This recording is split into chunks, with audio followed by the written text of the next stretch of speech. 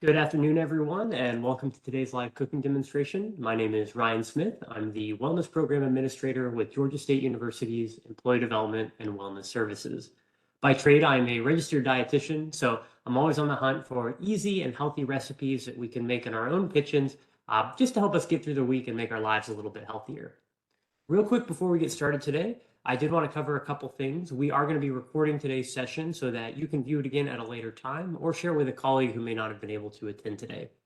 Throughout today's presentation, if you've got any questions or comments about the recipe, we'd love to hear them. You can use the chat box feature on the right side of your screen to let us know what you think, and we'll be sure to review those at the end of today's presentation. If you have any technical issues during the presentation, audio problems, video problems, go ahead and send a chat comment as well. Just make sure that you send that comment to all panelists. I'm joined today by my colleague, Cheryl Johnson-Ransaw, who will be online to help support any issues that may pop up. So again, if you've got technical issues, send that comment to all panelists and Cheryl can hopefully help you troubleshoot that. So let's go ahead and get started. Today we're going to be making vegan walnut tacos. I last made this recipe, I think it was back in either 2020 or 2021, so it's been quite a few years.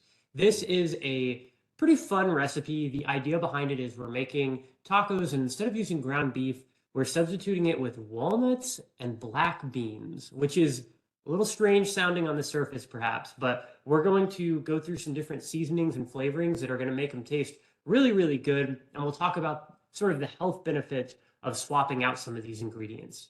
In terms of equipment, you're going to need a cutting board and a knife, just a small mixing bowl, and then we're going to use the stovetop and a skillet. Large skillet's going to be ideal for this because we've got quite a few things we'll be cooking in there. Overall, this is a pretty easy recipe.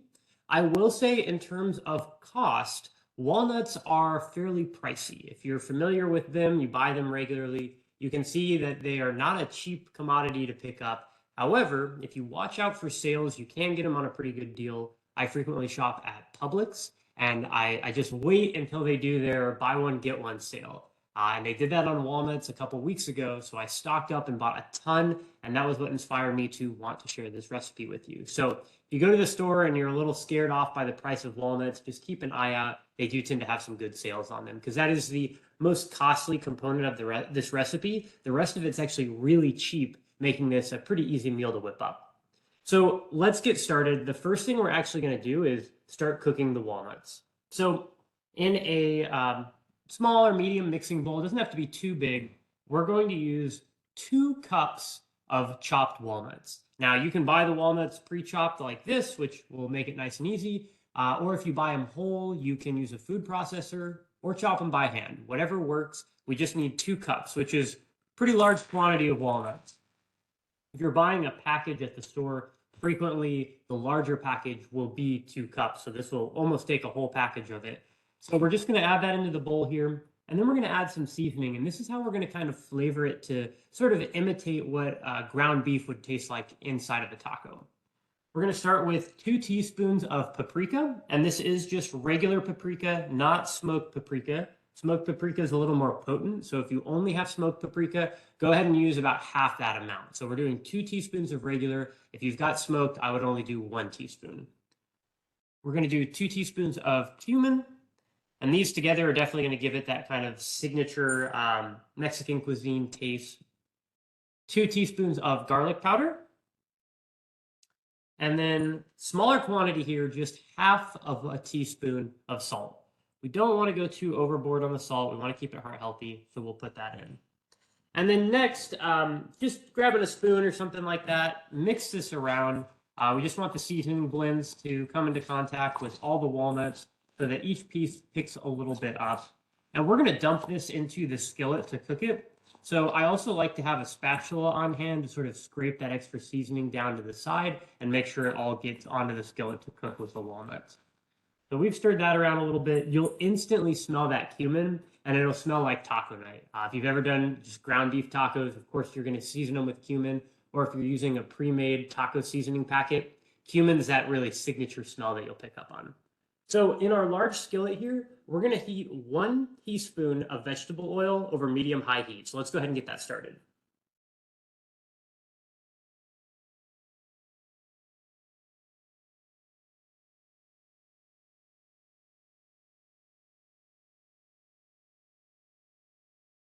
Now, I'm just using canola oil today. You're welcome to use a vegetable oil of your choosing.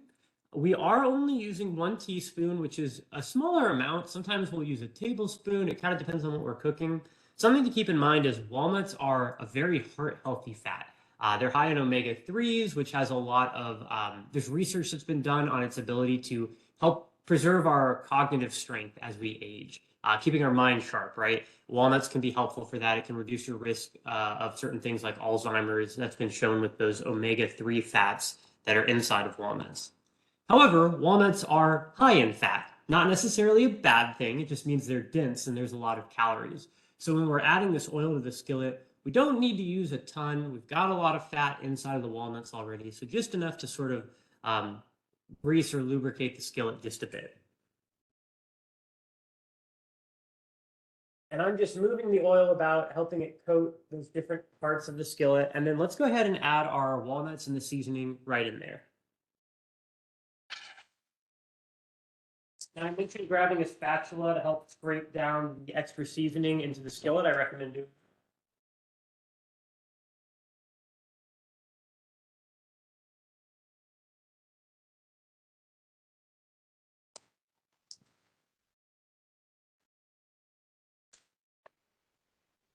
And then we're going to spread the walnuts out into an even, so that it should be in a single layer like that, so it can cook nice and evenly.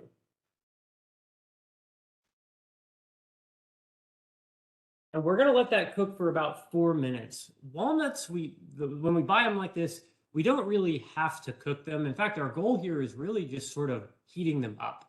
Adding some heat to that seasoning can bring out a little bit of extra flavor, but the 4 minutes that they're on there, they're going to toast slightly, but we're not really cooking them in the traditional sense that you need to do with ground beef, right? There's not a certain temperature we need to get them to. If you wanted to, you could technically just serve the walnuts in the tacos, right? But it's not the same. When they're heated up like this, it's going to be nice. And here in just a minute, once that 4 minutes has passed, we're going to add in some things that we do want to heat up. We're going to add in some low sodium soy sauce. We're going to add in some apple cider vinegar, and we're going to add our black beans. And that's going to bring a little bit more flavor to it. And we want that to heat up all together so it can soak those flavors up. In the meantime, while we're waiting on that, let's go ahead and prepare our vegetables. So first, we're going to, actually, let's start with the lettuce. You're going to want a total of 2 cups of chopped or shredded lettuce for this recipe. The recipe will make about 8 tacos on these small little tortillas here. So for the sake of demonstration, I just grabbed some leaves. We're going to chop them up. It may not be a full 2 cups, but it'll be plenty to make our sample tacos for today. But in total, you'll want 2 cups of that. Now I've gone ahead and rinsed and washed this. And what we're going to do is we're going to curl our fingertips under our knuckles so they're protected. They're not sticking out. We don't want them to come into contact with the knife. And we're just going to do cuts like this to get these vertical strips of lettuce. And we'll move our way through, and then we're going to turn all that lettuce 90 degrees, and we're going to repeat the process in the other direction, being mindful of our fingertips, helping them stay underneath those knuckles and protecting them from the knife, just in case something happens. And depending on how big of pieces you want, you can continue this process. These are very small tortillas. They're just the tiny ones you can buy, like street taco size. So I'm going to want the lettuce to be fairly finely chopped. If you were making a salad or maybe doing something larger like a big wrap, you could get away with the bigger pieces of lettuce. But I recommend trying to do a fairly fine chop for this, just so it fits inside the taco more readily. Okay, and once you're satisfied with that, let's go ahead and move that lettuce to the side. And actually just eyeballing this, that looks like it's pretty close to 2 cups of lettuce. So I think we've got the perfect amount for a full batch. Let's talk about the tomatoes now. We are just going to be chopping these up and adding them as a topping with the lettuce. Now, tomatoes, I talk about them all the time on this program. They're very, very healthy for you. Vitamin C in here for your immune system. There's an antioxidant called lycopene, which has some cancer-fighting properties and can help reduce your risk of certain cancers. There's also just fiber and water and a lot of other vitamins and minerals in here that really help us out. So always looking for opportunities to add tomatoes to foods.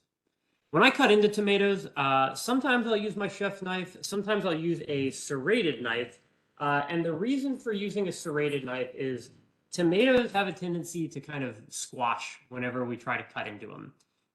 If you're trying to do like a nice slice for a tomato, maybe to put on a sandwich or something like that, I find the serrated knife works really well. It lets you cut through and keep things even. If you're doing a dice, though, I do think the chef's knife still works well, so we're going to stick with that today. The first cut I always make is to cut off a small piece from the bottom so that we have a flat, even surface, so the tomato won't roll around while we try to cut into it. And we're going to do like that one just did. And we're going to do a process similar to what we did with the lettuce. I'm going to cut in one direction to get sort of some vertical pieces here.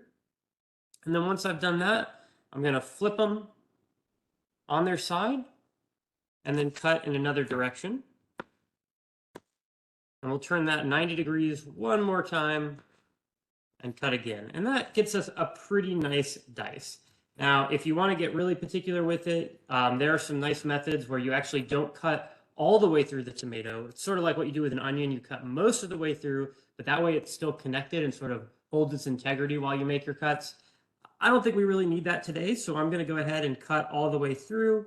Again, got these vertical strips of tomato. Hopefully you can see those separated out right there, those four, turning them to the side 90 degrees and continuing that cut to just get a simple dice going. Perfect for topping our tacos with. So we'll move that one over to the side and get ready for this next one. But we're going to pause here for a second. It's been a full 4 minutes on these walnuts, so I'm going to do two things. First, I'm going to give them a stir. And the reason we're stirring is you'll actually see some of the walnuts will start to brown or maybe even blacken a bit if they've been in contact with the bottom of the pan for too long, because it's just one part of them that's been exposed to that heat element. So giving them a stir helps mix that up. And now we're going to add our other ingredients. First, we're going to do a full can of black beans. I've rinsed and drained them. So this is just a 15-ounce can. And we're doing a low sodium variety, trying to keep it heart healthy. So let's add those in. You're going to hear a sizzle. There's some water content in the beans that's going to come into contact with that.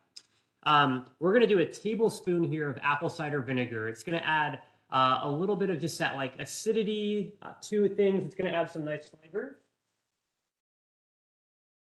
And then we're going to do 1 teaspoon of reduced or low sodium soy sauce. Again, trying to lower that total sodium content, keeping it heart healthy. So let's go ahead and add that teaspoon in here.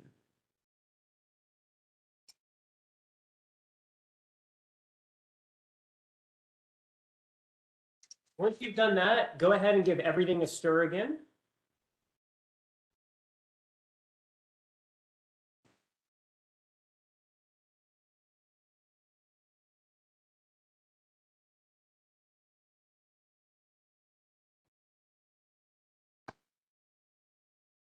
And this time we're only going to let it cook for about 1 minute. So let's see if we can get through our other tomato in that time. And the goal here, again, we're not trying to overcook things. We don't want anything burnt. We don't want the beans to get too soft. We just want them nice and warmed up and for all those flavors to come into contact with the heat to really bring things out. So we'll finish cutting this tomato and then we will pull that off of the stovetop. And I love recipes like this where you can set something on the skillet and mostly just focus on prepping your vegetables. It's nice when you can time a meal like that where everything's ready at just about the same time. And we're going to get really close to that today, which I think is super satisfying. I know it's not super fun to be cooking something and get to a step where you're sort of just waiting for everything to finish. It's nice when it all is ready simultaneously. So we'll finish chopping these last pieces. These are just the slices I cut off at the beginning to make the tomato not rock around as much. So we've got some nice diced and prepped vegetables. Let's go ahead and pull this off the stove. That's been about 60 seconds.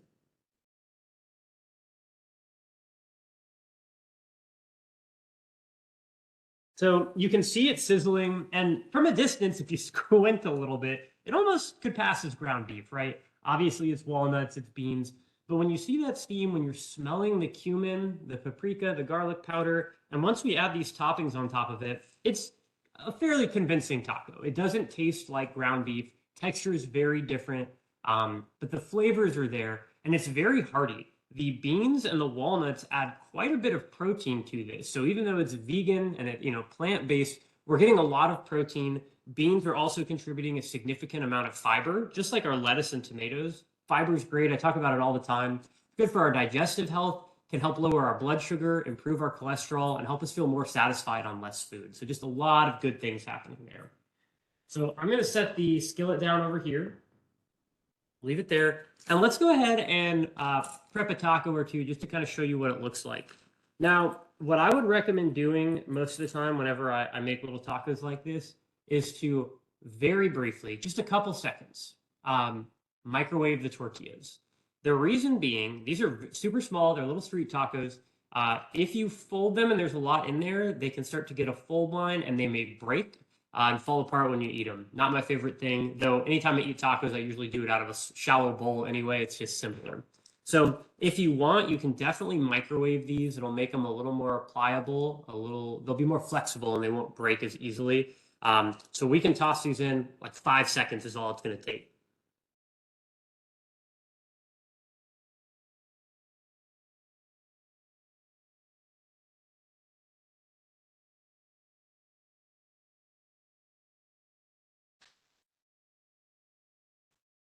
And just heating them up a little bit like that helps a lot. It might be hard to see on camera, but trust me, they're more flexible. Now, you can also heat them on the skillet briefly too. If you've still got that warm, that's a way to do it, but we just pop them in the microwave. Now let's clear a little space here. And let me get a spoon. We can sort of serve some of these tacos and we'll just construct these real fast. So like I said, you should be able to get plenty of tacos out of it. With these little small ones, you can usually get about 8 of the little mini street tacos. So I like to do maybe 2 spoonfuls, doesn't have to be a ton. Gonna top it with a little bit of lettuce and just some of those diced tomatoes to make it pop visually. Now, of course, this is a pretty simple taco, right? There's a lot more we can add to this and more I recommend adding to it. In previous times when I've made this recipe, having some plain Greek yogurt and using that as a sour cream alternative adds a little bit of extra protein to it and gives it that tart, kind of cool sour creamy taste. Of course, you can also just use sour cream if you happen to have that on hand. I don't have any with me today, so we're skipping that, but that's a great thing to add on top of here to give it a little more oomph. Additionally, we chopped up some tomatoes. They're delicious, but if you've got some salsa, a little bit of hot sauce, something that you want to add some spice to it, that's a great thing to do as well.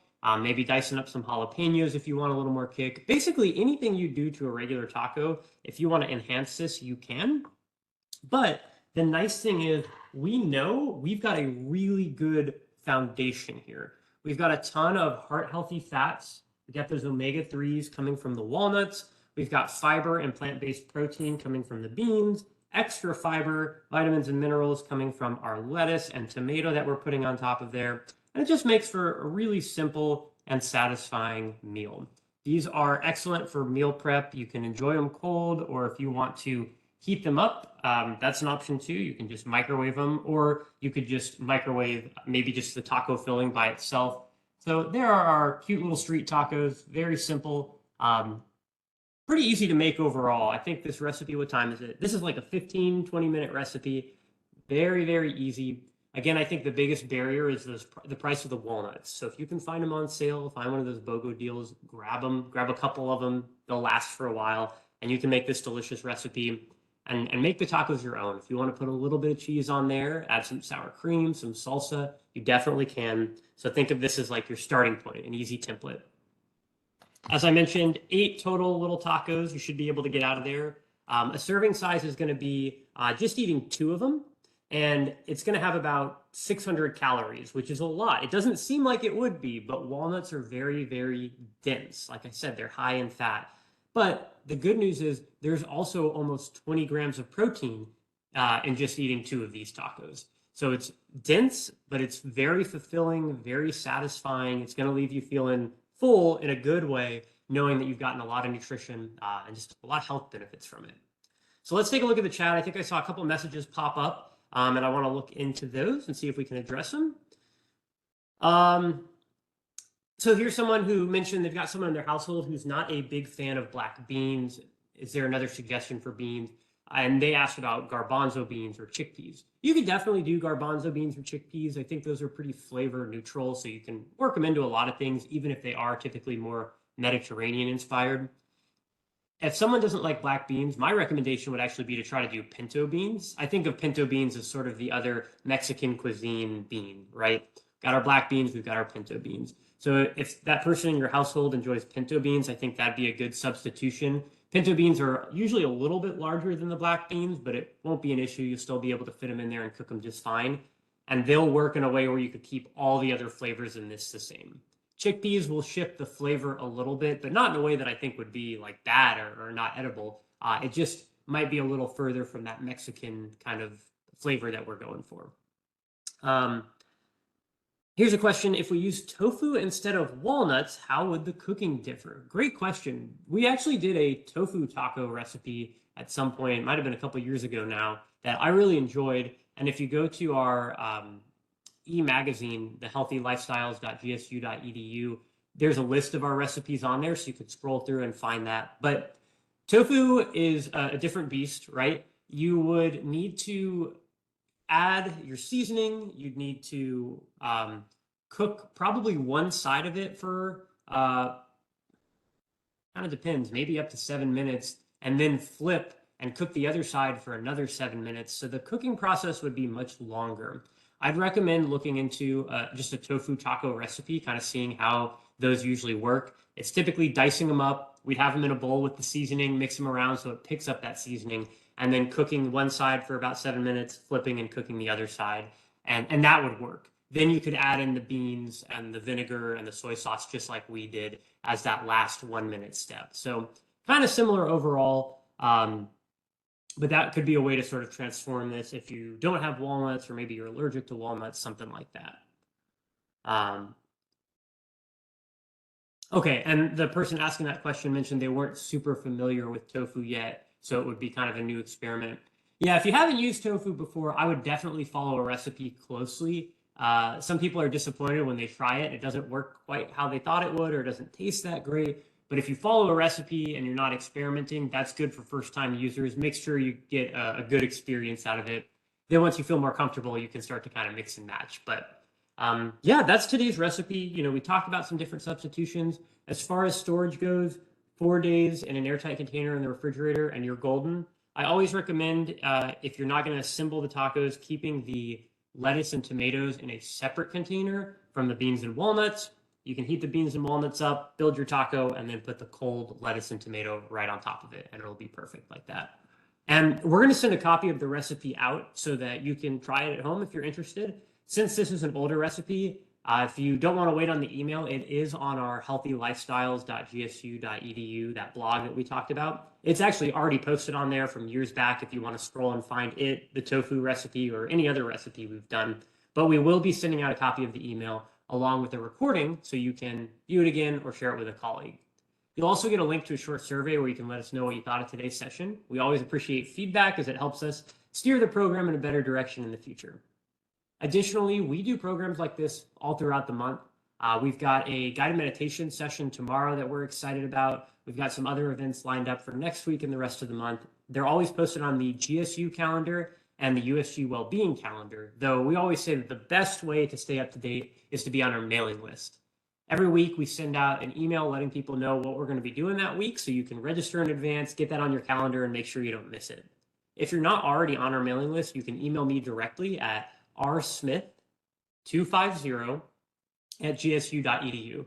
And thank you, Cheryl. I see she just put that in the chat. So if you want to get on that list, definitely send me an email and we'll get you subscribed.